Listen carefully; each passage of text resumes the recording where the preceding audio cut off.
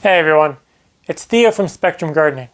So even though it's in the middle of January right now, and you can see it's still snowing outside behind me, now is when most people are thinking about starting their seeds inside. They're thinking about buying their equipment, they're thinking about soil, they're thinking about the varieties.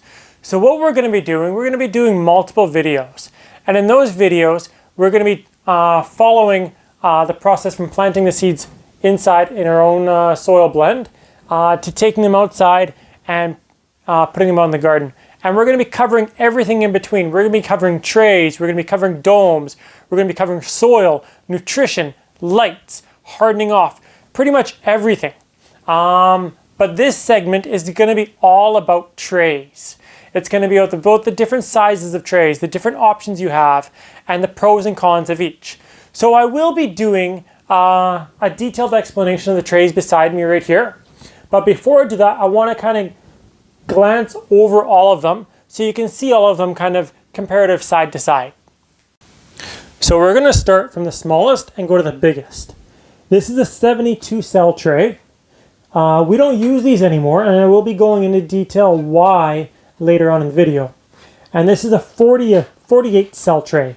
This is what we use to start pretty much all our seedlings in. Next to this, these are two 18 cell trays. Now this one over here, we don't use too much. You can see there's a bit of a height difference in them, and I will explain that about that later on in the video also. And this is a 21 cell tray. We don't typically use this anymore at all. Again, we will explain more in more details in the video later on. And these are pots. These are 5.5-inch pots. And as you can see, 8 of them fit in a 10 by 12 tray. So now that we've covered kind of, I would say, the quote-unquote professional equipment, let's take a look what you can use that you might have laying around your house. So the first things that come to mind is yogurt containers and solo cups. These are great to pot up in. The only thing you have to be worried about them is obviously they have no drainage holes. So you have to cut them like this. You can see kind of all around there I've got drainage holes cut. And then that way that's going to ensure your soil's not going to get soggy and your roots are not going to get rotted and everything like that. So the next thing that you can use is egg cartons. However, we are not fans of egg cartons at all. The problem with egg cartons is because they're cardboard, obviously. And the bottom of this is going to soak up your moisture, your water, and it's going to retain all your water. It's going to get soggy. It's going to get moldy, and you're going to have trouble keeping your soil evenly watered and evenly hydrated. So our recommendation is not to use egg cartons at all. You start in something smaller like a 72 or 48 cell tray like that, and then go into a solo cup or yogurt container per se.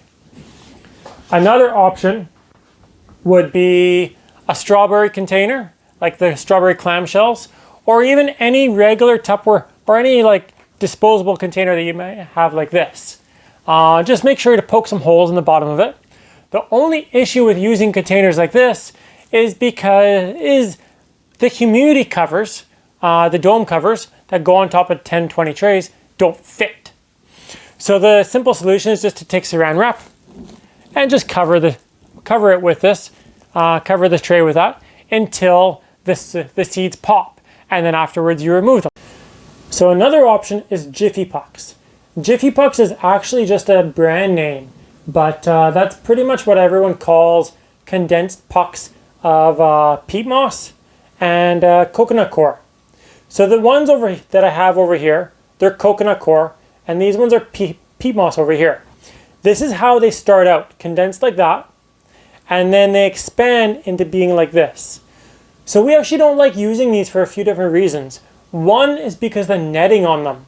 If you can take a look at the netting right there, you can see it's basically plastic. On that one, this one is a little bit better. It's more cloth, but what we've found is this netting doesn't actually dissolve in the soil. So let's say you start a seed in here and you see the roots poking out and you think, oh, it's time for it to take it out to the garden now. and you stick this whole thing into the garden, you'll actually dig up this next year and you'll still see all the netting all around. And what it does, it actually constrains the roots and it doesn't actually let them grow as big as they would normally.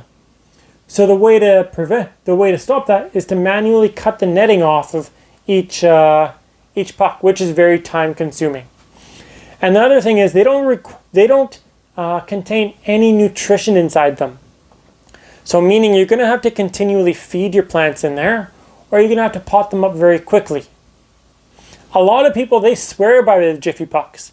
However, we like them just as much as we like egg cartons.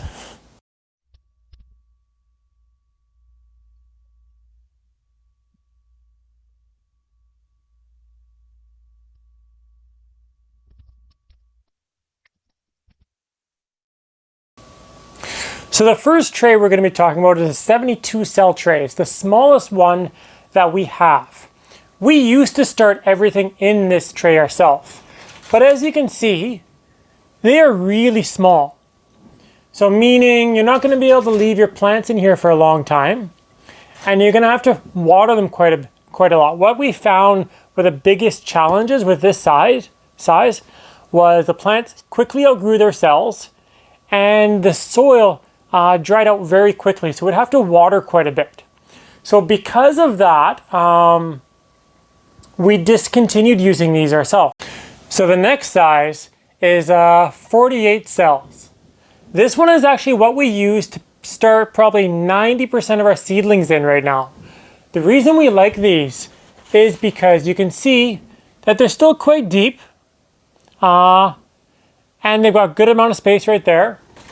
But we can still plant quite a bit of seeds in this 10-20 tray. And for when you're starting out and you're not sure exactly what your germination rate is, and of course you want to plant a little bit extra, being able to plant 48 cells is great because you can plant quite a few extra seeds in each one and you can still thin them out as needed, and they don't take up a lot of space. So the next tray that we have is an 18 cell tray. However, even though we go up from our 48 cell trays to the 18 cell trays, we don't use these ones because they're so shallow. As you can see, from our 48 one to our 18 cell one, they're almost pretty much the same depth. So meaning if we're going to take a plant that's in here and put it into here, we're not going to be able to either bury the plant as much and or the roots are not going to be able to expand downwards. They're only going to be expanding horizontally. So we actually tried these pots one year that we ran out of our usual 18 cell trays, but we quickly realized the issue that we had with them. So ever since then, we've been buying extra of our deep 18 cells, so we can always have those on hand to ensure that we don't run out. So this is another 18 cell tray, but these ones are actually quite a bit deeper. We actually go from our 48 cell tray into these, and a lot of our seedlings are actually sold in these 3.5 inch pots. So you can see the depth difference between the 18 cell tray that we go into and the 48 cell tray that we start everything into. There's quite a bit of depth underneath here, and what we do a lot of the time, we bend our plants U-shaped, so we actually maximize this even more and we create a bigger root system. And you can see they've got quite a bit of room to expand horizontally as well.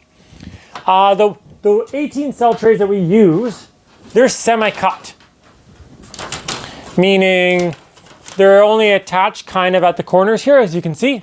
So separating them is actually quite easy.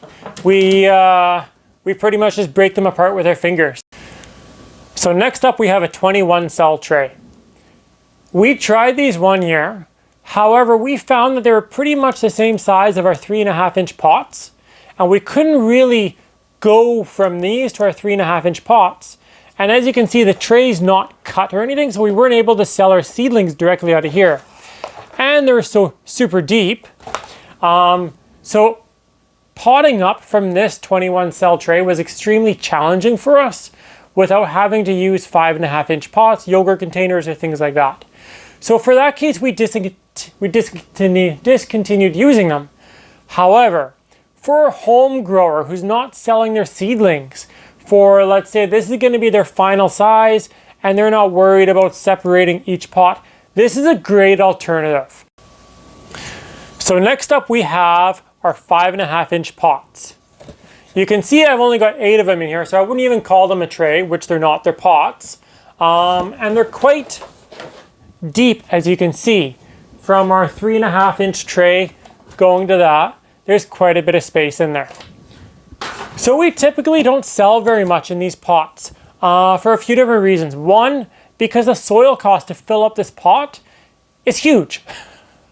We make our own soil blend, which we'll be covering in another video. And to fill up these pots and continuously sell everything in here, it's going to cost a pretty penny, and not many people would want to pay the premium price for that. So we only sell a select couple things in this size right here. However, for a home grower who's not selling their things, and that starts very early, these 5.5-inch pots are a great option. Now let's talk about humidity domes. Humidity domes play a huge part into starting seedlings. If you don't have domes like these, you can always use saran wrap to cover your trays or things like that later on, if need be. The reason these domes are so important is because they actually they create a little mini greenhouse inside your tray, right here. It's going to enclose it, and it's going to keep all the warmth and all the humidity inside it, and it's going to help your seedlings pop a lot faster. So we've got 3 different sizes here. We have a 7-inch, and this 7-inch actually has grooves on top of it. So you can lay your sun blaster lights right on top of it right there. And we have a 5-inch over here. And then last but not least, we have our 2-inch. Our 2-inch domes is actually what we only use now. The reason we like them is because since they're only 2 inches high, we can drop our lights right down, and we can actually have them resting pretty much right on the dome, as you can, and actually if you look close, you can see a groove from where one of our lights melted at. Having your light so close to the domes like this, that's going to help give off a lot more heat, and it's going to help your seeds germinate a lot faster versus having them all the way up here. A good thing to look for on your domes is these little valves right here. These ones here are going to be, if these little valves, they can open up like that and like this. And let's say you notice that there's a lot of water collecting on your dome. You can open them up and let them breathe. Or let's say half of your seeds have already popped and you're just waiting on the other ones. You can kind of release the moisture and the heat this way. So throughout this video, you've probably heard me referring to these trays as 10-20 trays. For non-growers and people who don't really grow too much, that doesn't really make too much sense. However, they're 10 inches wide by 20 inches long. One thing we'd actually like to address in this video is tray strength. How strong are your trays? For years, we used flimsy trays like this. You can see how easily it twists and turns, and you can push a thumb there quite easily. We always experienced leaking with these trays. We would double, triple tray, and we used trays like this. We tried to make them work for 2-3 years, but we always found they leaked, and we wouldn't even be able to get one season out of these cheap trays. You can buy them pretty much anywhere, these cheap ones. Canadian Tire, Rona, maybe even Home Depot. Lots of different hydroponic stores sell them. But last year we switched to Sun Blaster's quad ply trays like this. And you can see I can't really turn it that much. I can't push my thumb through it. These ones here, they don't leak. For us, it's huge. They did cost about $5 per tray. We bought a case of them, so we were able to reduce the price a little bit that way. However, having to pay out $1 to $2 per tray of the cheap flimsy one each year, and most of the time they wouldn't even last us 1 year, it would quickly add up. So we invested in this. Even if you're a home grower that's growing seedlings for their backyard versus like us more on the commercial side, growing seedlings to sell them, we highly recommend investing in quality trays. It's gonna make your life so much easier. It's gonna make it less stressful, less worrisome. Oh, I have a leak, I've gotta swipe that up. These trays right here, I can put my cell trays in there, I can water them, walk away and forget about them. I don't need to worry about any leaks or anything like that. And they're very sturdy, so they can carry a lot of weight, unlike these ones here, which you can see are twisting and turning when I'm just pushing my thumb through there. I know I've covered a lot of different options in this video of trays, domes, and things like that of how to start your seedlings. However, I would say if you're just trying out to start your own seedlings this year and you have never really done it before, don't let the barrier of having equipment stand in your way. Use stuff that you have around the house, like yogurt containers, strawberry clamshell things, raspberry clamshell containers, things like that. But if you've been doing it for a few years or commercial growers like us, you want to invest in proper equipment. It's going to make a world of difference for you, trust me. When I say proper equipment, I mean leak-proof trays, humidity domes versus saran wrap. I mean 18 cell or 21 cell trays for seedlings. If you are interested in knowing what the next equipment is that you're going to need to start your seedlings and what the next step is to starting your seedlings inside, make sure to subscribe to us and of course give us a thumbs up.